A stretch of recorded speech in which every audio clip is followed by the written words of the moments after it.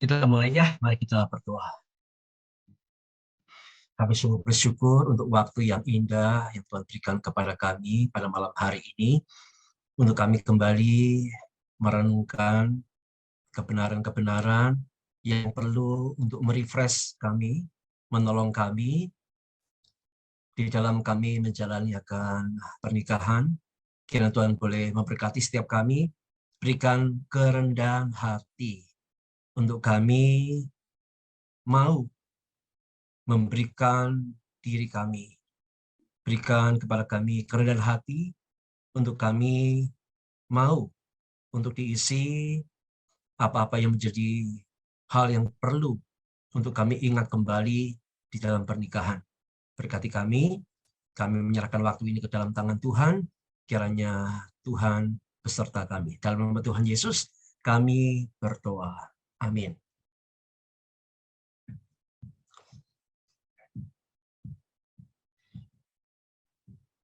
Baik, kita akan mulai. Malam hari ini tema kita adalah menjadi sahabat, ya, menjadi sahabat bagi pasangan. Jangan disalahartikan dulu, ya.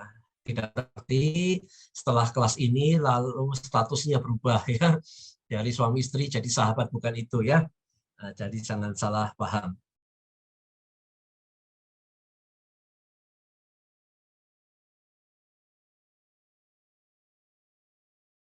Jadi jangan nanti ditanya sama orang, ini siapa? Oh, ini sahabat saya. Oh, jangan begitu, ya. Kok bisa berubah? Iya, habis ikut kelas Kamis malam kemarin. Jadi bukan lagi suami istri, statusnya di sahabat, bukan seperti itu, ya. Kita akan melihat apa sih artinya menjadi sahabat bagi pasangan. Kalau kita masih mengingat akan 3 unsur dari cinta kasih suami istri, yaitu ada intimasi, ada passion, ada komitmen, maka malam hari ini lebih kepada intimate, ya, intimasi. Itulah artinya menjadi sahabat bagi pasangan dengan tujuan keintiman atau intimasi itu sendiri. Menjadi sahabat bagi pasangan itu yang pertama berarti mendampingi pasangan. Menjadi sahabat bagi pasangan berarti kita hadir mendampingi pasangan, terus memikirkannya dan berusaha memenuhi apa yang menjadi kebutuhannya, memprioritaskan dia dan hal yang dibutuhkan oleh pasangan kita. Kita hadir di sana mendampingi dia. Dan yang kedua juga berarti melengkapi pasangan. Ya, tidak ada seorang pun yang sempurna. Bahkan ketika masuk dalam pernikahan itu kita mesti mengingat bahwa yang tidak sempurna bertemu yang tidak sempurna. Maka haruslah saling melengkapi. Adalah salah ketika kita yang tidak sempurna bertemu tidak sempurna, kita mengharapkan pasangan kita sempurna. Itu kita salah luar biasa. Justru dengan pemahaman kita tidak sempurna, pasangan kita tidak sempurna, maka kita harusnya saling melengkapi, ya kan? Oke, kita akan langsung mulai. Giliran yang pertama ini adalah tentang menjadi sahabat bagi suami. Tentu ini poin-poin untuk para istri, ya, tolong diperhatikan dan suami tetap ada di sampingnya, ya kan, ya, sambil memberikan support. Oh, ini loh, ini yang aku perlukan, ini loh, ini jadi sahabat bagi suami seperti ini, ya. Tentu dengan ada yang baik, ya, jangan menyindir, ya. Apa yang akan disajikan malam hari ini bersifat umum, ya. Jadi kalau saudara merasa itu bukan dirimu, itu bukan diri pasanganmu, ya enggak apa-apa, ya. Karena tiap pribadi itu punya keunikan sendiri, punya satu kebutuhan sendiri yang mungkin tidak tercakup dalam hal yang umum. Jadi yang disampaikan malam hari ini adalah sesuatu yang umum. Apa yang dibutuhkan suami, apa yang dibutuhkan istri secara umum. Kalaupun saudara merasa itu bukan saya, itu bukan tipe suami saya, enggak apa-apa, ya. Yang paling penting adalah kita mesti mengenal. Yang pertama, menjadi sahabat bagi suami itu berarti seorang istri perlu mengerti bahwa pria menghormati wanita yang stabil emosinya. Ya, seorang istri perlu mengerti bahwa pria menghormati wanita yang stabil emosinya. Sebentar saya izin.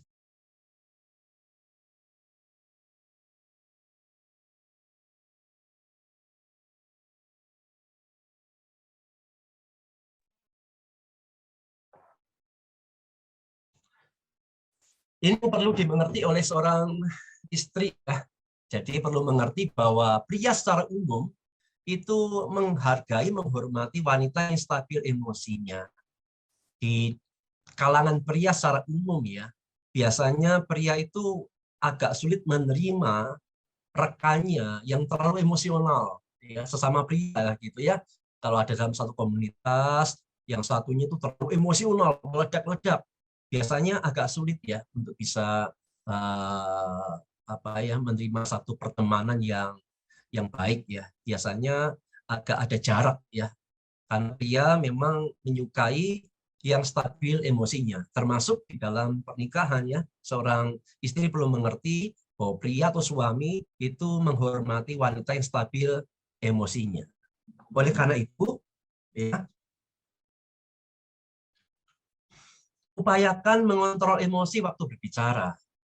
Ya, ini menjadi PR karena kita tahu wanita kebanyakan itu dipengaruhi oleh emosi, ya kan, perasaan. Jadi dengan mengingat bahwa suami atau pria itu menghormati yang stabil emosinya, karena itu upayakan kontrol emosi waktu bicara. Ya paling gampangnya adalah kalau emosi lagi tinggi jangan ngomong dulu, ya tunggu emosinya reda baru bicara. Karena hanya dengan itu, dengan ketenangan itulah kita bisa mengontrol emosi, bukan? Sampaikan permintaan dengan bahasa yang tepat. Karena pria itu peka terhadap tuntutan. Sampaikan secara halus dan sopan. Ya, jadi kalau ada permintaan-permintaan, ada masukan-masukan terhadap suami, sampaikanlah permintaan itu dengan bahasa yang tepat. Saya sudah ingatkan bahwa isi yang baik harus disampaikan juga dengan kemasan yang baik. Karena pria atau suami sebelum melihat isinya, dia akan lihat dulu kemasannya. Ya, cara nyampaikannya bisa diterima atau tidak. Kalau cara menyampaikannya tidak bisa diterima, biasanya nih isinya pun tidak bisa diterima, gitu ya. Jadi kalau ada masukan yang baik, ada kritik yang baik, ada permintaan yang baik, perlu diperhatikan untuk semua istri, sampaikan dengan bahasa yang tepat, ya. Ya, jangan bersifatnya menuntut, memojokkan, menyudutkan, ya apalagi merendahkan, jangan. Sampaikan dengan halus dan sopan. Ya, karena hal seperti itu lebih mudah diterima oleh seorang pria, ya. Karena secara umum pria itu peka terhadap yang namanya tuntutan-tuntutan. Seorang istri juga perlu menyampaikan permintaannya dengan konkret. Konkret itu sejelas mungkin ya. Misalkan jangan menyampaikan begini, Pak, tolonglah supaya kamu itu lebih perhatian lagi sama anak-anak. Kalau suami dikasih ngomong begitu, biasanya tidak terlalu jelas perhatian. Emangnya aku kurang perhatian? Jadi harus jelas ya, karena kebanyakan pria atau suami itu kurang cerdas di dalam hal-hal yang seperti ini ya. Jadi mesti detail. Kalau misalkan mintanya adalah tolonglah anak-anak diajak ngomong, anak-anak diajak jalan, itu lebih konkret, lebih detail ya, daripada sekedar ngomong tolonglah lebih diperhatikan lagi anak-anak gitu ya. kurang cerdas kebanyakan kita para pria begitu ya. Apa sih maksudnya perhatian, aku juga perhatian kok kan begitu ya. Apalagi ketika berkenan dengan diri istri ya. Ya, tolonglah Pak Ko gitu ya kan. Tolonglah kamu lebih peduli lagi sama aku. Hah? Peduli? Emangnya aku kurang peduli apa? Kan begitu. Jadi lebih detail lagi gitu. Pak Ko, tolonglah supaya tiap malam atau tiap Sabtu malam ajaklah aku jalan. Nah, itu lebih konkret, lebih detail ya. Kalau cuma ngomong lebih perhatian, lebih peduli, lebih cinta kasih, itu kita pria agak sulit ya untuk menebak apa sebenarnya di balik itu. Jadi para istri tolong ya kalau ada permintaan-permintaan itu sampaikan detailnya ya. Karena kalau enggak nanti kesel sendiri nganggep ini kok sudah diomongin kok nggak ngerti-ngerti sih. Ya, tapi kan kebanyakan pria tuh kurang ngerti terhadap hal yang umum begitu ya. Jadi mesti detail, mintanya apa, harapannya apa itu dituangkan secara detail ya, jangan secara umum.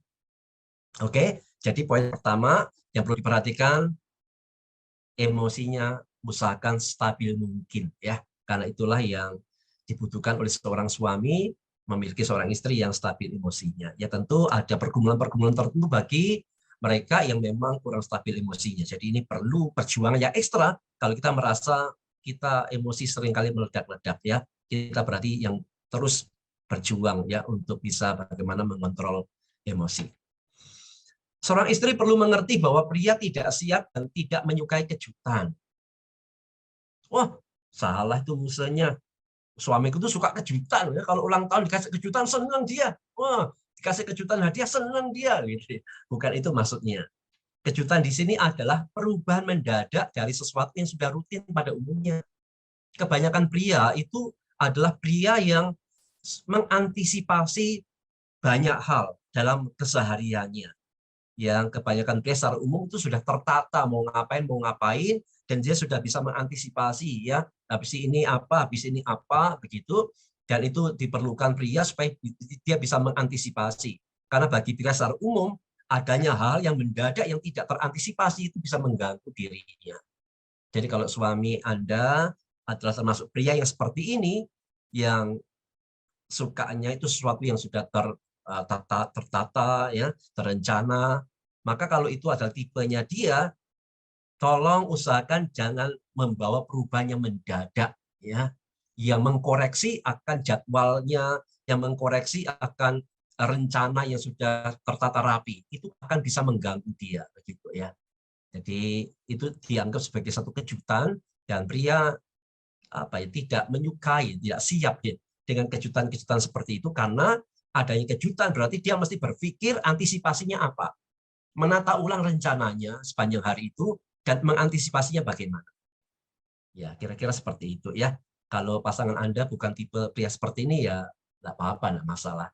Tapi kalau tipenya secara umum seperti ini, maka hindari ya, kalau bisa hindari kejutan-kejutan yang tidak perlu ya. Biarlah itu berjalan sesuai dengan yang sudah tertata ya. Seorang istri perlu mengerti bahwa pria tidak menyukai problem dalam rumah.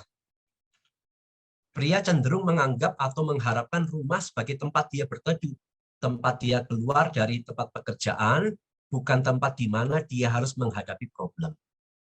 Ya, dan yang problem-problem dalam rumah itu diminimalisasi ya, karena adanya problem-problem yang terjadi dalam rumah, apakah itu tentang anak, tentang rumah yang tidak tertata rapi, apalagi tipe suaminya ada tipe orang yang rapi begitu. Ketika dia pulang kerja, dia buka pintu rumah, waduh berantakan semua, enggak karu-karuan ya kan. Itu biasanya cukup mengganggu ya. Jadi kalau ingin menjadi sahabat, dan pastinya harusnya menjadi sahabat yang baik bagi suami, ya pastikan rumah itu menjadi benar-benar tempat di mana suami itu berteduh, tempat melepas lelah dari pekerjaan dia ya. Bukan ketika dia masuk rumah sudah dihadapkan dengan problem dalam rumah itu ya kan. Nah, ini sangat mengganggu ya. Karena problem di rumah membuatnya merasa ada sesuatu yang nggak beres dengan dirinya. Karena dia maunya ketika pulang kerja, dia masuk rumah itu semua oke ya, semua aman, semua tenang begitu. Jadi kalau ada masalah-masalah lagi dalam rumah, nah itu membuatnya jelas merasa terganggu. Jadi peran istri ya secara khusus yang memang tidak bekerja bersama-sama ya, tapi memang yang di rumah, maka perlu menjaga kondusivitas kondisi rumah itu sebagai tempat yang nyaman untuk suami. Kalaupun ada masalah di dalam rumah ya, seorang istri tetap bisa mengungkapkannya. Tapi mengungkapkan masalah itu atau ketidakpuasan mungkin itu dalam kemasan nada yang positif. Ya. Kalaupun memang ada masalah yang tidak terhindarkan dan itu mesti dibicarakan, ya pastikan bahwa penyampaian masalah, pengungkapan masalahnya itu dengan kemasan nada yang positif. Ada contoh itu dalam kurungnya ya. Jangan ngomong, ini semua gara-gara kamu. Anak-anak begini gara-gara kamu. Rumah tangga begini gara-gara kamu. Ini nada positif atau negatif? Ini negatif. Sifatnya dia menyerang, ya kan? Ada rasa tidak puas dalam diri istri, ada rasa tidak nyaman dalam hatinya, dia langsung menggempur suaminya dengan langsung menjatuhkan vonis, ini gara-gara kamu. Semuanya gara-gara kamu. Jangan ya. Lebih baik ketika ada persoalan, ada ketidakpuasan, sampaikanlah. Misalkan dengan mengatakan, saya kira ini perlu kita perbaiki agar hubungan kita bisa makin baik. Ya, ini nada yang jauh lebih positif daripada nada yang menyerang. Ini gara-gara kamu. Ini pasti penyebabnya kamu. Langsung menunjuk kamu ini ofensif banget ya. Itu perlu dihindari ya. Jadi kalaupun dalam hal emosi masih tinggi, tenang dulu ya, jangan ngomong ya. Kita sudah belajar kami selalu tenang dulu supaya bisa bicara, bukan bicara supaya bisa tenang kan. Ya, jadi nadanya positif ya, bukan yang negatif. Hindarkan kata-kata tuduhan. Ya, ini gara-gara kamu kan sudah tuduhan ya. Kamu itu penyebabnya. Kalau bukan kamu tidak akan terjadi. Ini sudah tuduhan-tuduhan yang tidak perlu ya. Karena pernikahan ini kan bukan tentang siapa menang, siapa kalah, ya kan? Pernikahan ini kan bukan seperti dalam pengadilan di mana jaksa menuntut ya lalu ada pengacara yang membela, bukan itu kan. Pernikahan kan bagaimana bisa masalah itu membuat masing-masing pribadi bisa makin berkarakter ya, makin rendah hati, makin dewasa, makin berisi kan begitu. Bukan tentang siapa benar, siapa salah. Kalau siapa benar, siapa salah itu pengadilan kan begitu. Jangan jadikan pernikahan jadi pengadilan. Satu jadi jaksa, satu jadi pengacara, bahkan merangkap hakim lagi. Jangan ya. Jadi apapun persoalannya, bicarakan dengan nada yang positif. Ya seperti contoh tadi ya, saya kira ini perlu kita bicarakan, kita perlu perbaiki, perlu kita selesaikan agar hubungan kita bisa makin baik. Bukankah goalnya di situ kan? Goalnya kan bukan siapa menang siapa kalah kan? Goalnya kan bagaimana hubungan itu bisa makin baik. Fokuskan dampak persoalan pada diri Anda, bukan fokus menyerang kesalahannya. Ini sempat saya singgung kami selalu ya. Jadi untuk seorang istri ketika ingin menyatakan masalah, ketidakpuasan, ya, menyatakan kekecewaan, sakit hati, jangan langsung secara agresif menyerang kamu, dan kamu. Jangan ya. Tapi usahakanlah untuk bisa menyampaikan dengan cara menyampaikan apa yang kau rasakan. Ya. Apa yang barusan terjadi itu membuat saya sangat terluka. Apa yang barusan kita alami, ya konflik itu membuat saya sangat sedih sekali. Nah, kalimat-kalimat pengungkapan perasaan ini itu jauh lebih bisa didengar oleh suami daripada tindakan ofensif menyerang. Kamu itu memang tidak tahu diri ya, misalkan gitu ya. Kamu itu memang ya, pokoknya kamu dan kamu itu tolong ya para istri ya belajar untuk mengubah caranya ya, mengubah caranya yaitu dengan lebih pada mengungkapkan apa yang kau rasakan. Mungkin di balik perkataan suami, di balik tindakannya, di balik perlakuannya, engkau merasa terluka, sampaikan apa yang kau rasakan itu. Ya. Sampaikan yang kau rasakan. Biasanya suami yang normal ya, biasanya lebih bisa mendengar apa yang engkau rasakan daripada serangan bertubi-tubi dengan tadi kamu, dan kamu. Lanjut, menjadi sahabat bagi suami, yang berikutnya adalah istri perlu mengerti bahwa suami mengharapkan istrinya menghargai pertimbangannya.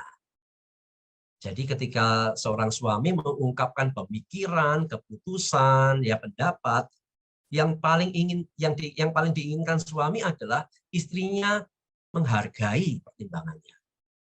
Jelas tidak semua pertimbangan suami benar, tidak semua keputusannya benar. Ada kalanya istri lebih benar daripada suami. Bukan ada kalanya, mungkin sering kali ya. Istri lebih benar, lebih cermat, lebih teliti, lebih hati-hati, bisa jadi. Tapi apapun itu, ya tetap hargai pertimbangannya. Sesalah-salahnya pendapatnya, sesalah-salahnya pertimbangannya, sesalah-salahnya keputusan di mata Anda, tetap hargai. Ya, tetap hargai. Ya, karena itulah yang sangat diharapkan oleh suami. Jadi waktu berbeda pendapat, jangan menyerang secara frontal. Ya. Jadi boleh loh istri itu beda pendapat sama suami, sangat boleh ya.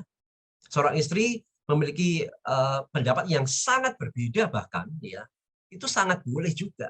Tapi masalahnya adalah bagaimana menyampaikan perbedaan itu. Bagaimana mengungkapkan perbedaan itu. Seorang istri mungkin merasa lebih benar daripada suami. Merasa lebih cermat tentang pendapat dan pertimbangannya. Bisa jadi iya. Tapi yang paling penting bukan itu, tapi paling penting bagaimana mengungkapkannya. Waktu berbeda pendapat, jangan menyerang secara frontal. Menyerang secara frontal tadi langsung nembak ya, langsung mengkoreksi, langsung mengkritik akan pemikirannya ya, apalagi ketika langsung menyerang pribadinya. Kamu itu suami kok gak pernah belajar di pengalaman sih? Kamu itu buat keputusan kok salah-salah terus sih? Nah, itu sudah menyerang secara frontal ya. Nah, jadi jangan ya, tetap hargai pertimbangannya, dan oleh karena itu ketika tidak sependapat, mintalah waktu untuk mengajukan beberapa pilihan untuk dipertimbangkan. Ya, misalkan seorang istri tidak setuju nih dengan pertimbangan suami, tidak setuju dengan pendapat suami, tidak setuju dengan keputusannya, maka hargai dulu pertimbangan. Ya, boleh dinyatakan dengan verbal ya, aku menghargai apa yang kau pikirkan, aku menghargai apa yang kau putuskan, tapi bolehkah aku menyampaikan beberapa pendapatku, ya sekiranya engkau bisa pertimbangkan. Kalau istri mengatakan seperti ini, saya yakin ya suami yang normal itu akan adem dan akan mempersilahkan, oh iya, apa ya, kan begitu. Tapi kalau istri langsung nyerang secara frontal, ya seperti tadi kemasannya sudah tidak diterima, isinya pasti tidak diterima. Jadi untuk para istri, apalagi yang lebih dominan daripada suami, ya kan? Ya mungkin secara pendidikan lebih tinggi daripada suami, atau secara pendapatan lebih tinggi daripada suami, tetap hargai pertimbangan suami. Kalaupun beda pendapat, jangan menyerang secara frontal, tapi mintalah izin untuk boleh menyampaikan beberapa pertimbangan yang sekiranya bisa dipertimbangkan oleh suami. Ya kan? Dan kita sudah belajar, kami selalu endingnya, keputusannya tetap pada suami. Yang penting kan sebagai seorang istri, berikan masukan yang terbaik, berikan pertimbangan yang terbaik, dan biarlah suami yang boleh mempertimbangkan itu. Ya, jadi jangan menyerang secara frontal ya. Menjadi sahabat bagi suami berarti menghargai pertimbangannya. Masih untuk para istri ini ya. Yang berikutnya, menjadi sahabat bagi suami berarti istri perlu mengerti bahwa suami menginginkan istri membantunya untuk berhasil dalam usahanya. Berharap istri menolong dia, tidak menghambat karirnya. Ya, memberikan support begitu ya. Ya, kalau itu pekerjaan yang benar, yang tidak melanggar firman Tuhan, dengan cara-cara yang benar, supportlah. Tapi kalau suami sudah mulai mengerjakan yang tidak benar, atau mengerjakan yang benar dengan cara yang tidak benar, ingatkanlah. Ya, jangan dukung untuk sesuatu yang tidak benar. Itu nantinya seperti Safira ya, yang ingin sama-sama juga berdusta itu ya. Jadi perlu fungsi peran sebagai penolong ya, menolong untuk suami bisa lebih baik juga dalam hal pekerjaannya. Ya, lakukan apa, dukunglah dengan kemampuan yang engkau miliki. Menjadi sahabat bagi suami, istri perlu mengerti bahwa suami juga mengharapkan istri menghormatinya di hadapan orang lain. Nah, ini juga harapan dari suami ya, kebutuhan dari suami itu dihargai juga di hadapan orang lain. Ya artinya di hadapan orang lain janganlah permalukan suami. Janganlah mengajak debat suami di muka umum. Ya, janganlah kelahi dengan suami di muka umum. Janganlah bersih tegang dengan suami di muka umum, jangan ya. Apalagi merendahkan, menceritakan kejelekannya, ya jangan. Mungkin sifatnya humor ya, tapi kalau suami tidak bisa menerima, itu bisa jadi persoalan kan begitu ya. Jadi usahakan di hadapan orang lain, hargailah suamimu ya, hargailah suamimu, hormatilah, supaya kalau bukan engkau yang menghargai menghormatinya, siapa lagi? Kalau engkau sendiri tidak menghargai, tidak menghormatinya, wah bagaimana orang lain akan menghargai, menghormatinya? Ya, di hadapan orang lain, hargailah dia sebagai suami. Masih untuk para istri ya, wah banyak ini catatannya ya. Menjadi sahabat bagi suami berarti juga istri perlu mengerti bahwa suami menikmati seks sebagai kepuasan fisik dan menggunakan seks sebagai wadah kenyataan kemesraannya. Ini tidak berarti bahwa suami ini sekedar pelampiasan kebutuhan biologis, tidak ya. Tapi ini dalam satu sisi memang ada kebenaran bahwa kebutuhan seksualitas secara fisik bagi suami ini sesuatu yang memang menonjol begitu ya. Tentu tidak berarti suami hanya boleh melakukannya sebagai kepuasan fisik belaka, tidak boleh. Tetap harus dengan dasar cinta kasih dan begitu. Nah, istri perlu mengerti ini bahwa ada kebutuhan seksualitas ya yang dibutuhkan oleh suami juga sebagai wadah untuk penyataan kemesraannya. Oleh karena itu, suami sangat bahagia kalau istri bisa berpartisipasi dalam hubungan seksual dengan dia. Maksudnya tidak selalu pasif, tidak selalu suami yang meminta, tapi suami senang kalau misalkan istri yang meminta, ya kan? Ada waktunya istri yang meminta, ya mengajak. Secara umum suami akan menyukai hal itu, ya kan? Ada partisipasi aktif di dalamnya yang dilakukan oleh istri. Jadi bukan bertindak sebagai objek, bukan bertindak sebagai apa ya hal yang pasif, seorang yang pasif bukan, tapi aktif bersama-sama ya untuk menikmati hubungan seksualitas suami istri itu sebagai satu keindahan. Para istri perlu menerima kemesraan seksual suami sebagai kemesraan romantis. Ya. Sedapatnya jangan menolak kebutuhan seksualnya. Mengapa? Karena penolakan atau ketidaksenangan ditafsirkan sebagai penghinaan bagi seorang pria. Ini juga menjadi kebenaran psikologi ya. Memang para pria, para suami itu sangat peka ya terhadap penolakan masalah hubungan seksualitas. Ya kan? Jadi sedapat-dapatnya jangan menolak ya. Kalaupun tidak bisa melakukan hubungan seksualitas ya, tidak bisa melakukannya karena mungkin beberapa hal ya yang mendasar, mungkin sedang sakit ya atau sedang haid dan faktor lain yang membuat engkau tidak bisa, maka komunikasikan dengan cara yang baik. Jangan langsung menolak secara kasar.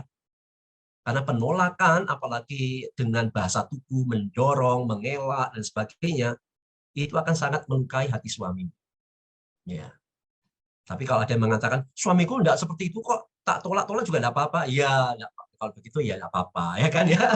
Tapi ini bicara secara umum ya, bicara secara umum. Seorang suami itu peka ya terhadap penolakan masalah hubungan seksualitas ini.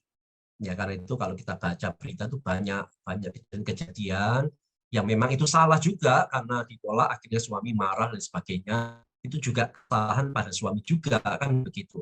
Tapi juga kesalahan pada istri yang mungkin menolaknya dengan cara yang kasar ya, menolaknya dengan cara yang tidak menghargai, bukan dengan penjelasan yang baik. Ya suami yang baik ketika seorang istri menolak tapi penolakannya dinyatakan dengan sopan, dengan baik, dengan pengertian, saya yakin seorang suami akan bisa menerima dan memang harus bisa menerima ya. Ya karena itu sedapat-dapatnya jangan menolak kecuali ada beberapa hal yang memang tidak memungkinkan engkau untuk melakukan hubungan seksualitas dengan suamimu. Tapi itu nyatakan dengan baik ya, nyatakan dengan baik. Nah, dengan itu maka bisa menjadi sahabat ya yang baik bagi suami. Oke, sampai di situ dulu menjadi sahabat bagi suami, tentunya catatan untuk para istri ya. Sekarang kita akan melangkah bagaimana menjadi sahabat bagi istri. Sekarang para istri boleh bernafas, nafas lega, ya. Sekarang giliran perhatian untuk suami ya. Bagaimana menjadi sahabat bagi istri. Yang pertama, seorang suami perlu mengerti bahwa wanita itu sangat dipengaruhi oleh suasana hati dan gejolak hormonalnya. Saya pikir kita yang sudah berumah tangga cukup lama, ini bukan hal yang asing lagi untuk kita. Wanita dipengaruhi secara emosional. Jadi apa yang terjadi di luar akan menggugah emosinya. Dan emosi itu akan berperan sangat besar dalam pertimbangannya, persepsinya, dan bagaimana dia bereaksi terhadap apa yang sedang terjadi. Ya, kebanyakan wanita itu memang sangat dipengaruhi oleh emosi, ya, hal-hal yang terjadi di luar dirinya yang menggugah emosinya, dan emosi itu kemudian akan berperan besar dalam dia berpikir, dalam dia berpersepsi, ya, dan dalam dia bereaksi, ya. Jadi sangat dipengaruhi oleh emosinya, kan begitu, ya. Jadi mengerti bahwa wanita ya secara umum ya seperti itu.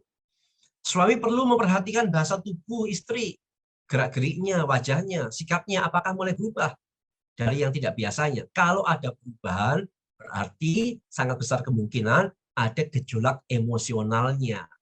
Kalau ada sudah gejolak emosionalnya dan sangat mungkin dipengaruhi oleh hormonalnya, maka suami harus menyesuaikan tindakan, sikap atau kata-kata. Ya, jadi perlu menyesuaikan.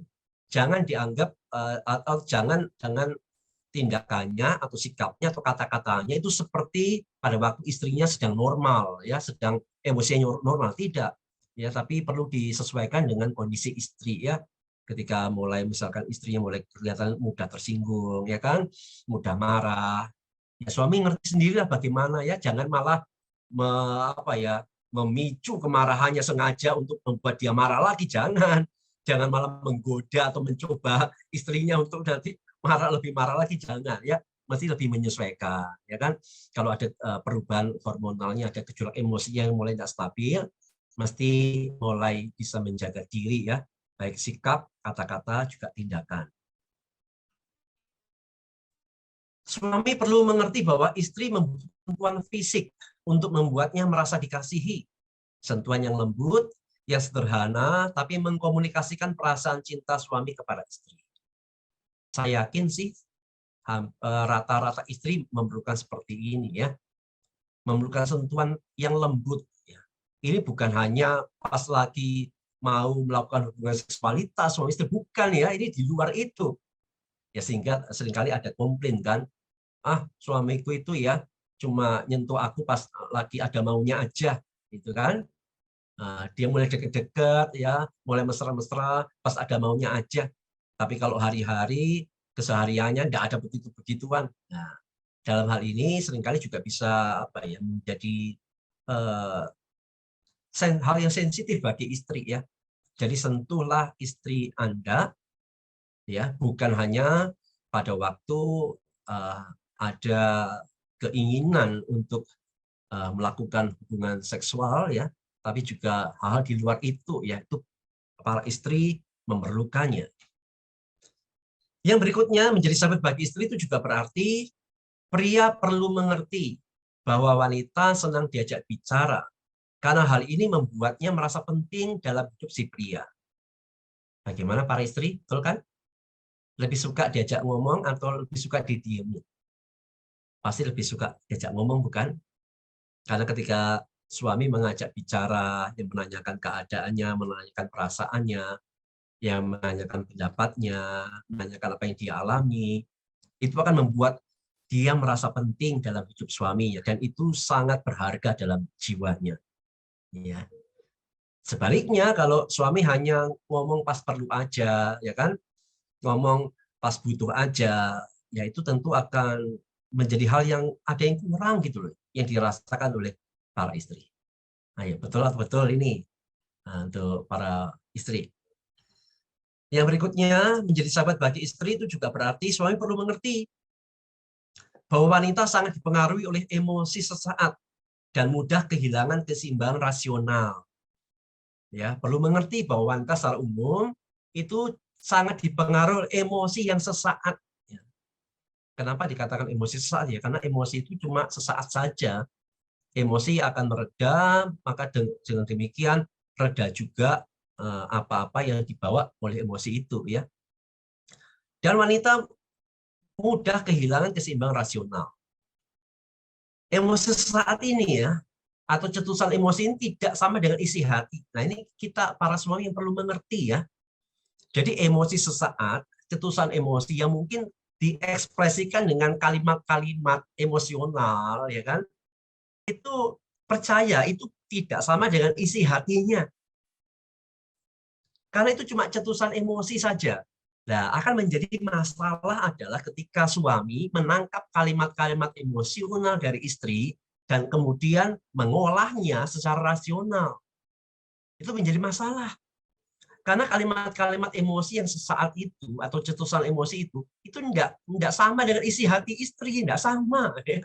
Itu cuma kalimat-kalimat yang tercetus begitu aja ya karena emosi yang enggak stabil tadi.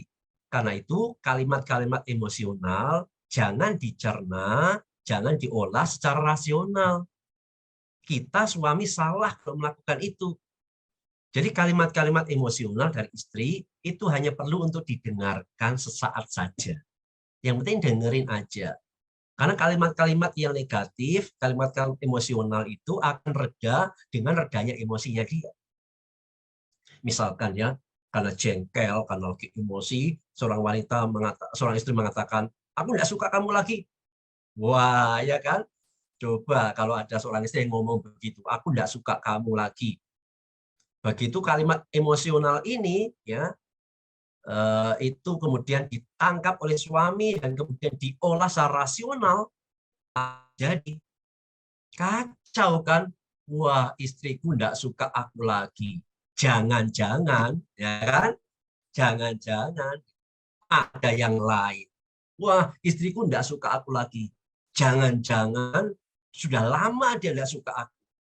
Kalau gitu untuk apa ini dipertahankan? Wah, lebih kacau lagi, celaka, ya kan? Jadi kalimat-kalimat emosi sesaat dari istri, apapun isi kalimatnya, tolong para suami, ya, jangan kau cerna, jangan kau olah secara rasional, jangan, itu tidak nyambung. Kita yang salah justru ketika mencerna secara rasional kalimat yang sifatnya emosional. Lalu kita akan memperpanjang perdebatan dengan istri ya dengan argumentasi, kamu kan sendiri yang ngomong kok, kamu tidak suka aku lagi, kamu yang ngomong kan, wah itu malah tidak beres ya kan. Jadi untuk hal ini perlu dimengerti bahwa wanita sangat dipengaruhi emosi sesaat. Jadi kalimat-kalimat yang berasal dari emosi yang sesat itu cukup dengarkan saja karena kalimat itu akan sirna dari pemikiran istri Anda dengan redanya emosinya. Ya, berapa waktu dia akan mengatakan aku sayang kamu, aku cinta kamu. Ya kan bisa begitu. Ya. Jadi ini menjadi catatan ya. Jadi saya harap ini menjadi satu yang diperhatikan ya. Sehingga kita itu dalam berumah tangga, dalam pernikahan tidak membesarkan masalah yang tidak besar ya. Tidak membesarkan masalah yang bisa dikecilkan. Kalau ada masalah yang besar, jadikan kecil, sederhana. Ya, kalau ada yang kecil, jangan dibesarkan. Ya. Kalau kalimat-kalimat emosional tergolong kecil ya, jadi jangan diolah, dibesarkan secara rasional. Menjadi sahabat bagi istri, untuk para suami perlu mengerti bahwa pada umumnya waktu bertanya, istri itu ingin ngomong, ingin bicara aja. Atau paling enggak dia ingin mendapatkan penjelasan. Bukan waktu bertanya itu berarti dia ingin menguasai Anda, mengatur, mempertanyakan keputusan, bukan. Seringkali dalam waktu bertanya itu ya, dia cuma ingin ngomong, ya. Dia cuma ingin dapatkan penjelasan, bukan ingin menguasai, bukan ingin mengatur, bukan ingin mempertanyakan. Jadi jangan mudah merasa defensif, marah, tersinggung karena istri bertanya. Kalau istri bertanya, cukup jawab dengan baik. Ya kan? Jangan berasumsi, wah, kenapa kamu tanya begini? Kamu tidak setuju ya? Kamu ingin ngatur aku ya? Jangan seperti itu ya. Jangan seperti itu ya. Kita para suami harus lebih dewasa lagi ya.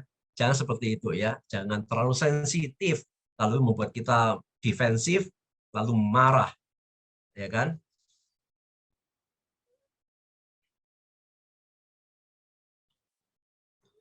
Oke, jadi ini ya. Jadi kalau istri bertanya, dengan cinta kasih jawab dengan baik ya. Jangan berasumsi bahwa wah aku ingin dikuasai nih, aku ingin diatur nih ya.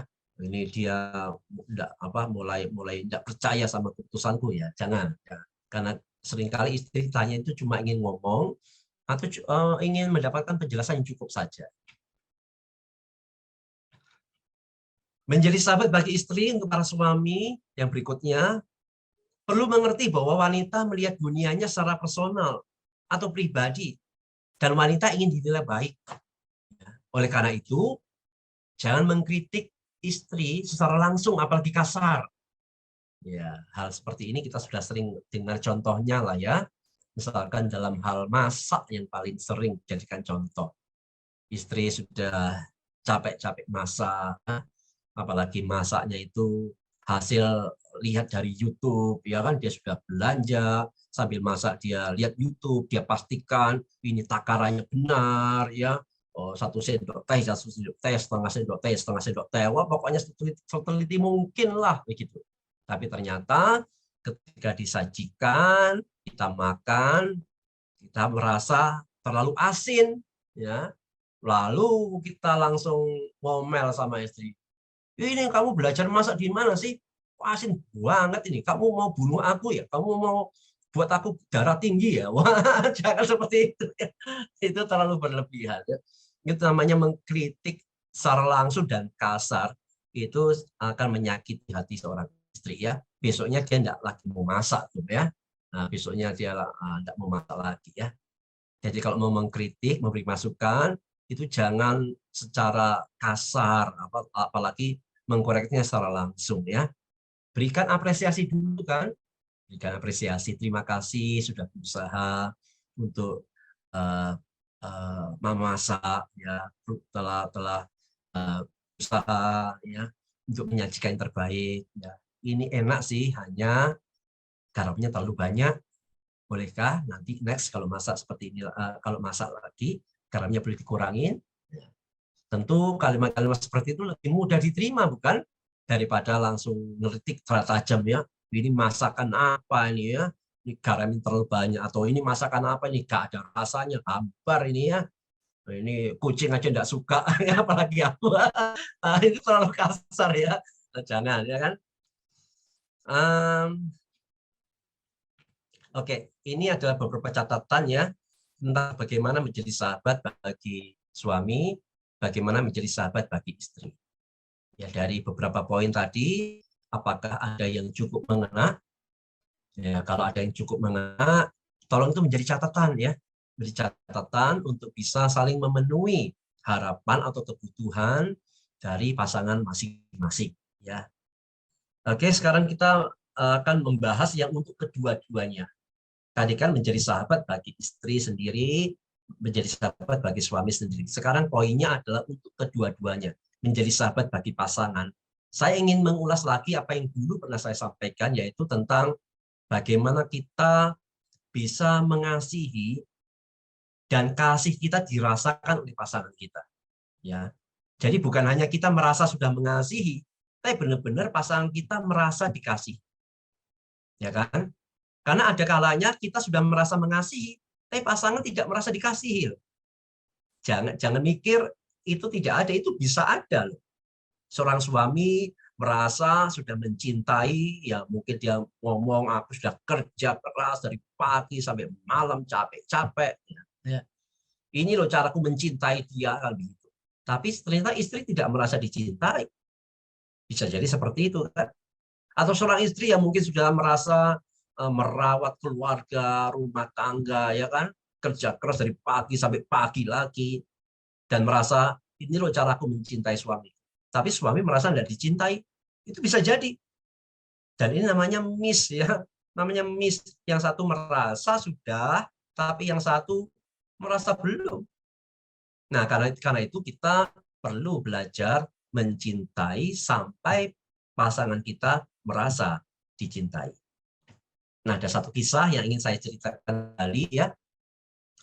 Ini adalah seorang wanita yang menulis pengalaman dia. Yang menulis pengalamannya melihat akan pernikahan ayah dan ibunya dan bagaimana dia juga menjalani pernikahannya. Bagaimana kisahnya? Mari kita perhatikan akan cerita yang ada di layar ini ya. Ini catatan dari seorang wanita ya. Ibu saya adalah seorang yang sangat baik. Sejak kecil saya melihatnya begitu gigih menjaga keutuhan keluarga. Ia selalu bangun dini hari, memasak bubur untuk ayah karena lambung ayah kurang baik. Setelah itu, masih harus memasak nasi untuk anak-anak yang sedang dalam masa pertumbuhan. Setiap sore, ibu selalu menyikat panci supaya tidak ada noda sedikit pun. Menjelang malam, dengan giat ibu membersihkan rumah agar tidak berdebu. Ibu adalah seorang wanita yang sangat rajin. Namun, di mata ayah, ibu bukan pasangan yang baik. Tidak hanya sekali ayah menyatakan kesepian dalam perkawinan, tapi saya tidak memahaminya. Ya, ini ceritanya tentang menceritakan ibunya yang dianggap sangat rajin luar biasa ya. Bangun dini hari, masak bubur untuk suaminya ya karena sakit lambung ya, sakit mah ya kan. Habis itu masih lanjut lagi masak nasi untuk anak-anak ya kan. Sorenya nyikat panci ya kan begitu. Menjelang malam masih bersihkan rumah, rajin luar biasa. Tapi wanita ini bingung kenapa bagi ayahnya, ibunya ini bukan pasangan yang baik.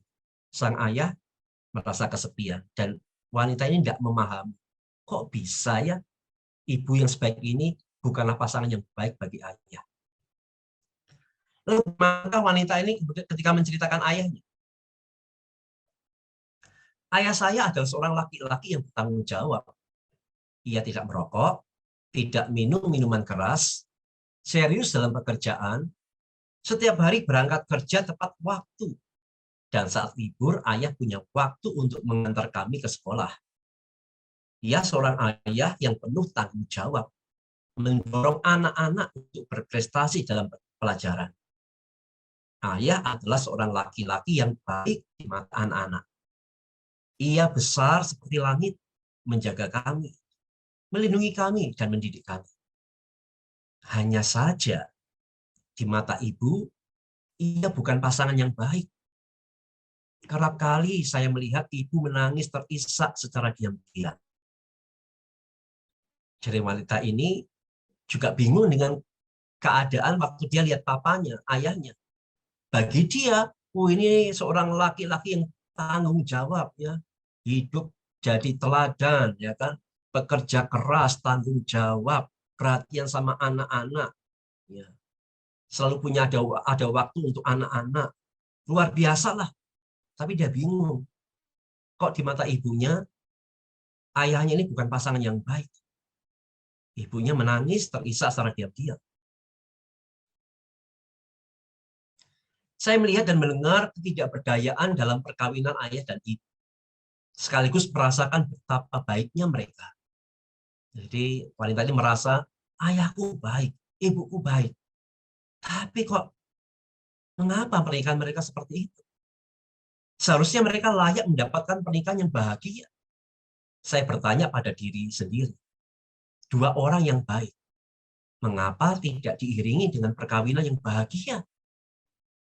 Ini satu pertanyaan yang berkecamuk dalam diri wanita ini. Kok bisa ya? Ayah baik, ibu baik. Tapi kok pernikahannya tidak bahagia? Setelah dewasa, akhirnya saya memasuki perkawinan. Dan perlahan-lahan saya mengetahui jawaban itu. Di masa awal perkawinan, saya juga sama seperti ibu. Berusaha menjaga keutuhan keluarga. Rajin bekerja dan mengatur rumah dengan sungguh-sungguh. Berusaha memelihara perkawinan sendiri. Anehnya, saya tidak merasa bahagia. Dan suamiku sepertinya juga tidak merasa bahagia. Saya merenung, mungkin rumah kurang bersih, masakan tidak enak. Lalu dengan giat saya membersihkan rumah dan memasak dengan sepenuh hati. Namun rasanya kami berdua tetap tidak bahagia.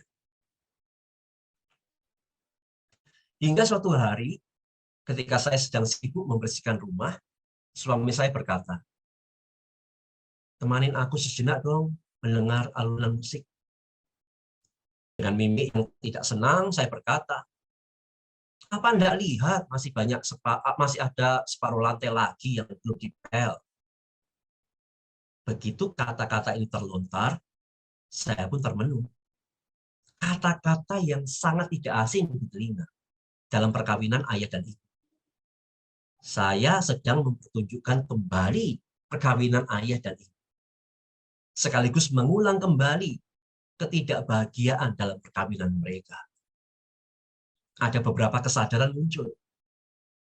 Saya hentikan sejenak pekerjaan saya, lalu memandang suamiku, dan teringat akan ayah yang tidak mendapat apa yang dia butuhkan dalam perkawinannya. Waktu ibu habis untuk membersihkan rumah, padahal yang dibutuhkan ayah adalah menemaninya. Terus mengerjakan urusan rumah tangga adalah cara ibu dalam mempertahankan perkawinan.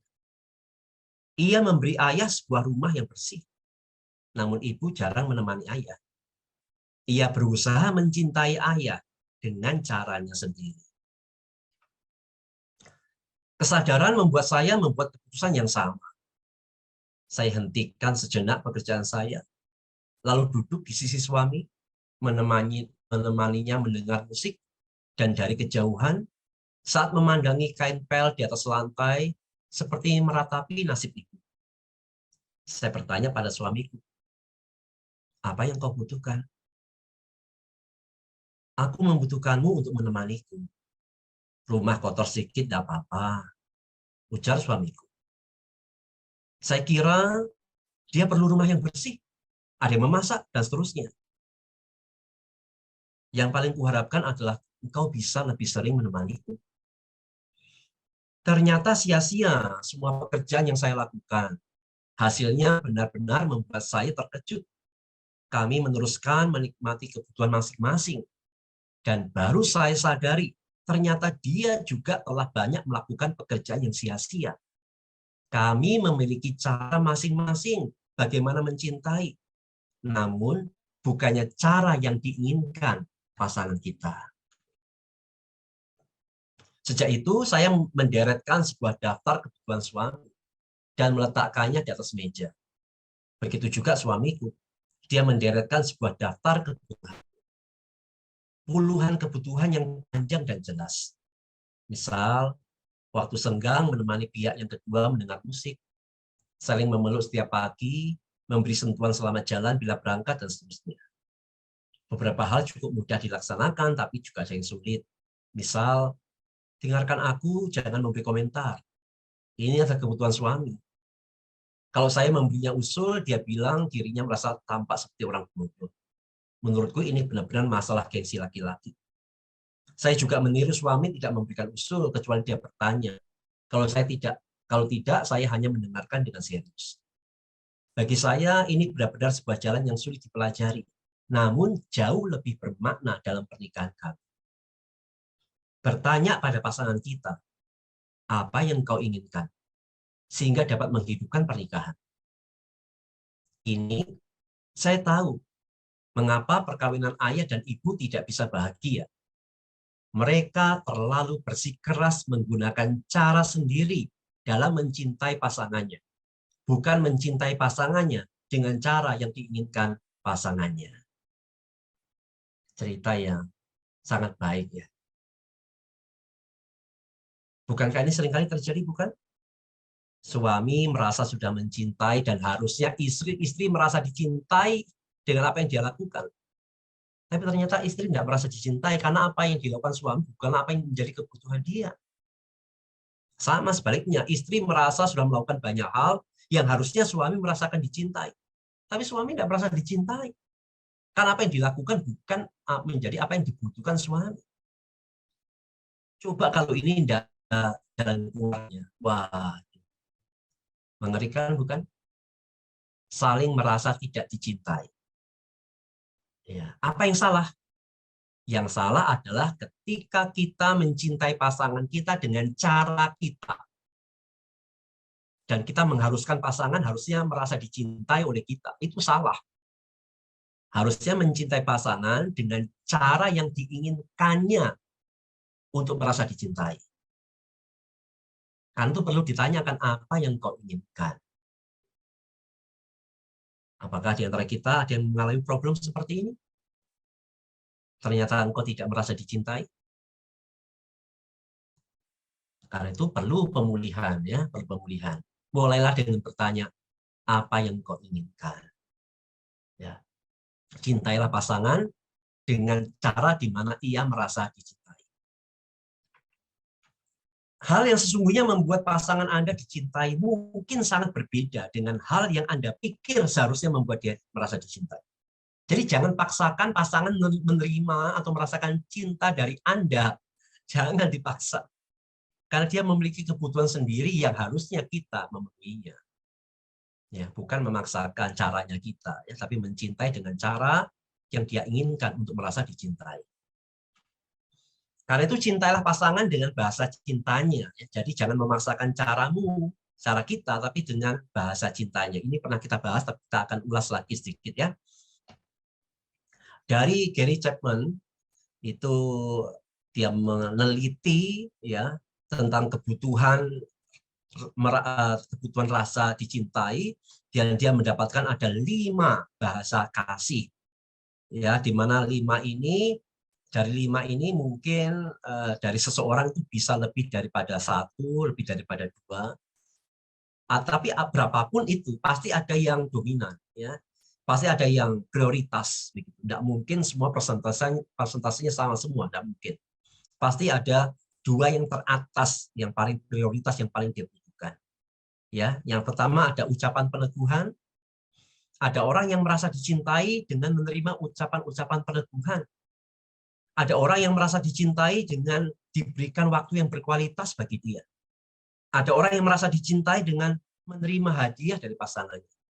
Ada orang yang merasa dicintai dengan dibantu dengan tindakan pelayanan. Ada orang yang merasa dicintai dengan dia mendapatkan sentuhan fisik. Ya. Nanti sambil mengulas secara sederhana, masing-masing menganalisa dirimu tuh bahasa cintanya apa, lalu pasanganmu bahasa cintanya apa. Nah, setelah tahu, mari cintailah pasanganmu dengan cara yang dia inginkan, yaitu cintai pasanganmu dengan bahasa cintanya, bukan dengan bahasa cintamu, ya kan? Kita lihat yang pertama, ucapan peneguhan. Seorang yang bahasa cintanya adalah ucapan peneguhan, merasa dicintai saat mendengar langsung dari pasangan yang mengungkapkan ucapan peneguhan seperti, aku cinta kamu. Kamu adalah yang terbaik untukku. Aku sangat beruntung bisa mendapatkanmu. Aku sangat menghargai caramu mengurus rumah ini. Aku sangat bahagia menikah denganmu. Nah, maka kalau ini adalah bahasa cintanya, maka dia akan tersenyum dan berseri-seri ketika pasangan memujinya. Atau sebaliknya, kalau ini adalah bahasa cinta Anda, maka Anda akan tersenyum dan berseri ketika mendapatkannya dari pasangan Anda. Coba ditanya sama pasangannya di sampingnya, apakah ini bahasa cintamu? Ya, saling tanya ya. Kalau iya, catat. Kan begitu ya. Kalau iya, catat. Kalau enggak, ya mendapatkan kalimat-kalimat gini boleh, enggak juga enggak apa-apa, ya berarti bukan. Ya kan? Gitu. Yang kedua, waktu berkualitas. Seseorang yang bahasa cintanya adalah waktu yang berkualitas, merasa dicintai saat pasangan meluangkan waktunya untuk dia. Ya kan? Saat pasangan menemaninya ke sebuah acara, membuat janji kencan, menghabiskan waktu mendengar ceritanya, ia merasa sangat bahagia. Itu adalah waktu yang berkualitas itu ya. Sebaliknya ketika pasangan sulit meluangkan waktu untuknya, dia akan merasa kurang dicintai. Karena bahasa cintanya adalah waktu yang berkualitas.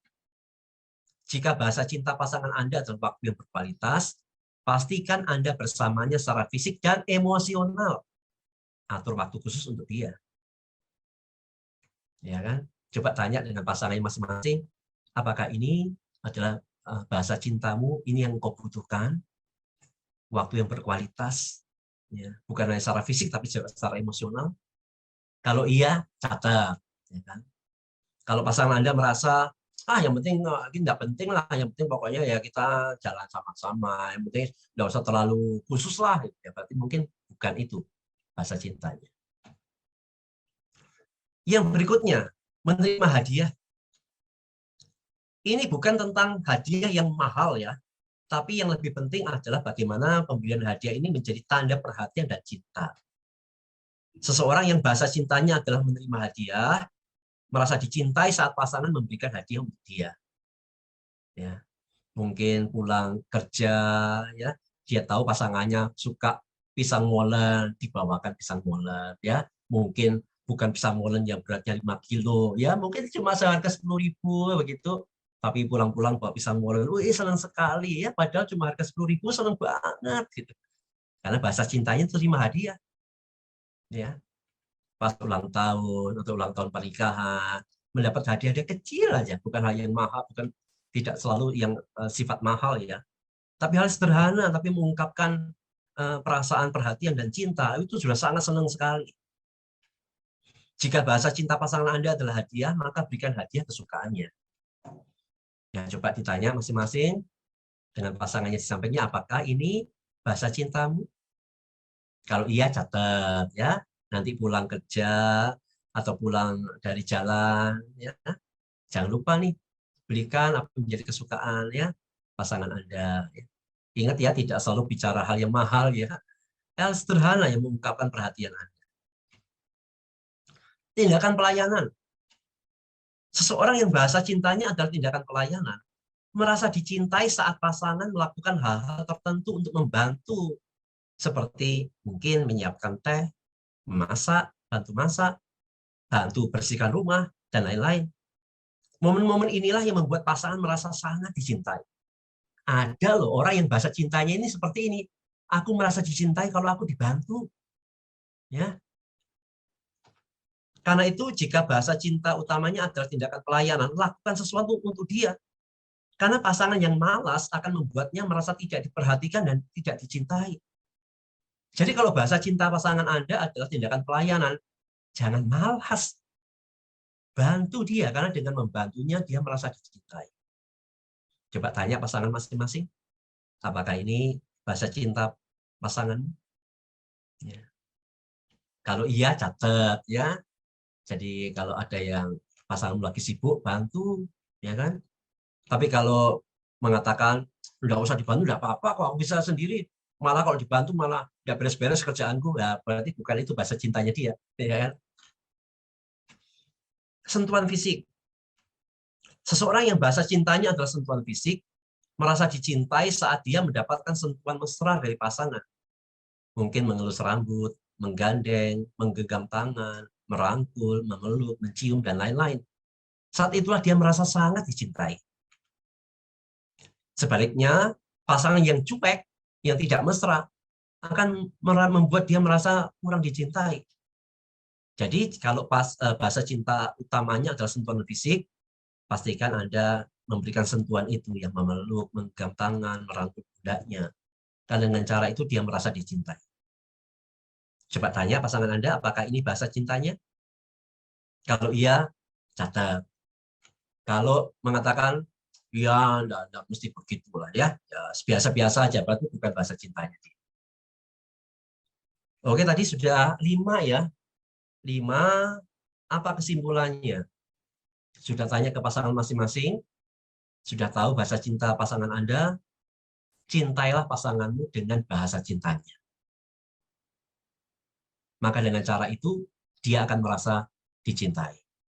Sama seperti ketika pasangan Anda mencintai Anda dengan bahasa cinta Anda, maka pada waktu itulah Anda merasa dicintai. Ini sangat menolong ya, sangat menolong dalam hal praktis bagaimana mengungkapkan cinta kasih suami istri. Yuk kita ambil waktu sebentar sebelum kalau ada nanti yang tanya, masing-masing dengan pasangannya boleh menaikkan akan doa ini ya. Yang hadir bersama pasangannya silakan saling memegang tangan, lalu berdoalah ya dengan buka mata tentunya ya kan, karena mendoakan seperti yang tercatat di dalam doa ini ya, doalah dengan sepenuh hati ya. Mari masing-masing dengan pasangannya bisa menaikkan doa ini bersama-sama. 2, 3.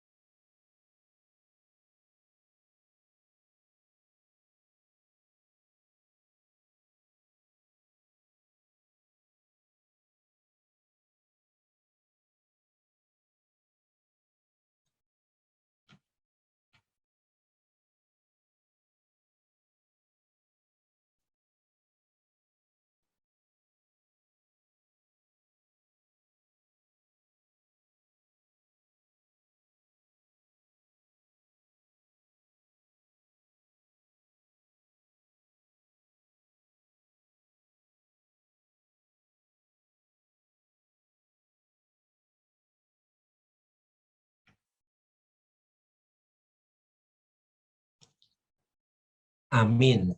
Ya, ini doa yang menyatakan kita membutuhkan Tuhan ya untuk bisa mencintai pasangan kita dengan bahasa cintanya.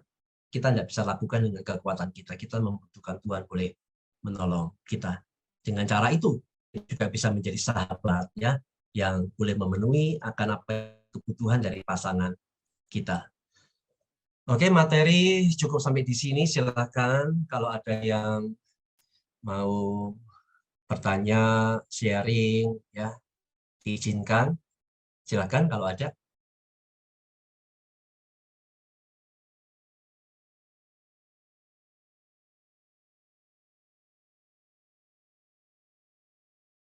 Atau sedang sama-sama mencucurkan air mata dengan pasangannya.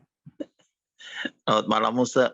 Iya. Wah, penjelasan Musa ini bikin konflik aja. Kenapa bikin konflik? Konflik rumah tangga. Kenapa Jadi penjelasannya bikin konflik? Diperjelas saling coba. debat Musa. Saya sama Melan saling debat ini. Kamu itu nah begini-gini. Dia juga bilang saya begini-begini. Berarti selama ini saya salah sama dia, salah sama saya juga. Ya, kalau seperti itu berarti perlu dikomunikasikan ya. Iya. Perlu dikomunikasikan dengan baik, yaitu dengan cara mengungkapkan harapan. Ya kan? Iya, iya. Mungkin selama ini kan nggak pernah, mungkin selama ini sudah lama nggak saling mengungkapkan harapannya kan? Nah, ya, tidak ada kata terlambat untuk kita kembali mengungkapkan harapan. Ini yang saya butuhkan darimu, ya kan? Juk aja Musa. Cuma saling. Saya bilang saya dibantu, tapi katanya jadi saya jadi pembantu katanya. Ya, kalau mencintai dia kan sesuai kemauan dia, Musa, bukan kemauan saya. Iya, jadi betul. kalau dia minta saya cuci piring, cuci baju, kayak apa Musa? Loh, kalau itu menolong pasangan kenapa tidak?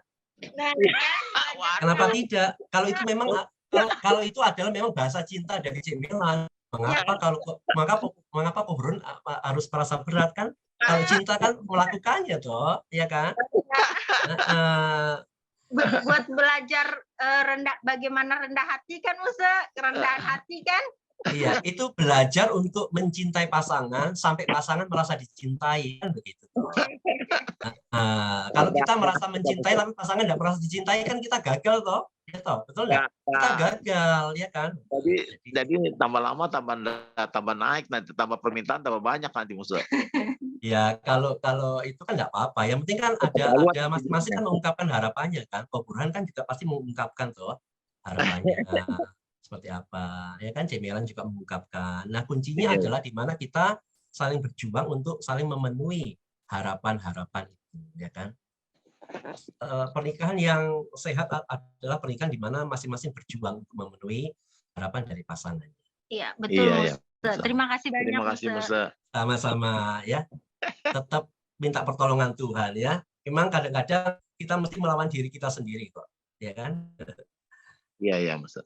Iya, terima kasih, Ko Burhan. Ada chat.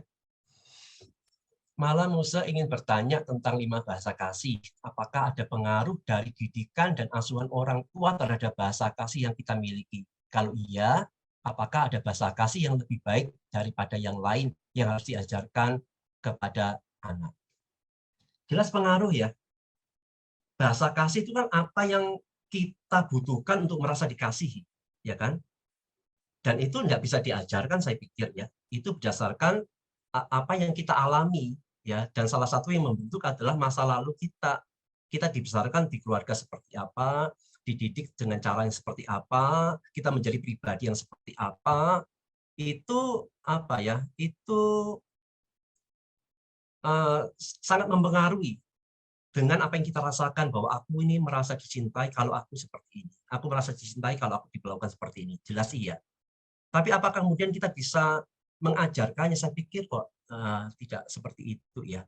Saya pikir ini satu pengalaman hidup aja. Artinya tetap sebagai orang tua kita mesti mendidik anak ya sebagaimana kita harus melakukannya kan begitu ya. Artinya tetap melakukan yang terbaik lah dalam mendidik anak itu. Nah, tentang bagaimana tentang bahasa kasihnya akan kembali kepada diri anak itu sendiri ya. Jadi memang latar belakang keluarga itu bisa menjadi salah satu faktor faktor yang membentuk bahasa kasih, iya, tapi bukan satu-satunya faktor ya. Jadi untuk kita ingin mencetak anak kita supaya bahasa kasihnya ini harus lakukan ini, saya pikir tidak seperti itu ya. Tapi tetap mendidik anak dengan benar, ya tentang bahasa kasihnya itu akan biarkan itu tergantung dari pribadi seperti apa yang dia punya, karakter seperti apa yang dia punya ya. Tapi kalau kembali, apakah masa lalu kita itu memberikan sumbangsih bagi bahasa kasih kita? Jawabannya jelas iya gitu ya. Apakah ada yang mau ditanyakan yang lain, sharingkan?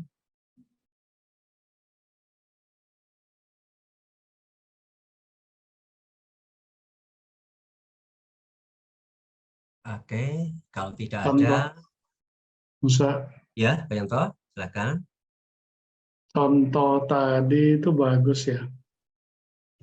Iya, itu Yang pengalaman. seringkali orang nggak ada masalah, tapi jadi masalah hanya karena cara pandang yang berbeda dalam menunjukkan kasih. Ya, Dan itu kan kalau kita baca tadi itu yang Musa berikan itu tuh istri yang luar biasa yang memperhatikan keluarganya, suami yang bertanggung jawab, tapi nggak dua-duanya nggak merasakan kasih. Ya, jadi cara pandang kasih itu berbeda. Nah, kalaupun kita melakukannya, mau mengajarkan kepada anak-anak, anak-anak punya pasangan nanti juga berbeda, belum Iya, tentu kasihnya betul, sama. betul. Yang paling penting kan prinsipnya, bagaimana kita mencintai dengan apa yang menjadi kesukaan pasangan kita. Iya, Ya, itu itu kan dia intinya, poinnya. Iya, poinnya. Karena iya, kalau kita masing-masing mempertahankan dengan cara kasih kita, nggak bisa. sadar tidak sadar kita sudah melukai pasangan kita. Sama-sama saling melukai, membuat ketidaknyamanan itu. Betul. Iya. Jadi ini mengkoreksi bukan ini membuat kita bercermin masing-masing ya. Karena Ya, itu saya pikir ini bagus kan dari cerita itu. Saya yakin banyak juga dari kita berpikirnya, aku ini sudah melakukan ini, kok dia ini begini, kok dia ini begini. Ah, begitu. Pasangan satunya pasti mengatakan begitu. Tapi kalau belum menyentuh kepada apa yang dibutuhkan, jadi semua jadi sepertinya sia-sia. Sebenarnya bukan sia-sia sih, hanya saja caranya yang berbeda. Saya pikir ini akan menolong lebih banyak orang memahami di dalam pernikahan. Makasih, Musa. terima kasih ya. Jadi dalam malam hari ini di malam yang boleh saling memulihkan ya satu sama lain ya. Saling memulihkan ya, saling memberikan masukan, ya keterbukaan, komunikasi boleh makin lagi sehingga benar-benar masing-masing merasa dicintai oleh pasangannya. Oke ya. Baik, kalau tidak ada, saya mengajak kita untuk berdoa bersama-sama. Bapa dalam surga, kami bersyukur, berterima kasih untuk waktu yang Kau berikan bagi kami, untuk kami kembali melihat akan pernikahan kami. Tuhan koreksi, Tuhan pulihkan, dan kami rindu semua pasti yang hadir, diberkati, dan apa yang sudah direnungkan, dipelajari bersama menjadi satu hal yang berguna, bermanfaat bagi sebuah pernikahan yang memuliakan nama Tuhan. Dengan kemampuan sendiri, tak mungkinlah kami sanggup Tuhan, kecuali Engkau memampukan kami. Karena itu tolonglah setiap pasangan boleh mengalami pemulihan, boleh kembali saling mengasihi dengan pertolongan daripada Tuhan. Sehingga dengan keluarga yang sehat, keluarga yang kuat, pelayanan pun akan makin dahsyat ke depannya. Berkati setiap pasutri yang hadir. Kami doakan untuk yang lain yang masih belum bergabung, tolonglah supaya kami yang akan datang bisa bersama-sama dengan kami, dan jadikanlah kami menjadi berkat juga bagi mereka yang belum hadir, supaya sekiranya lebih banyak lagi yang bisa hadir pada pertemuan yang akan datang. Terpuji namamu, kami mengakhiri untuk sesi pada malam hari ini. Ucap syukur dalam nama Yesus kami berdoa. Amin.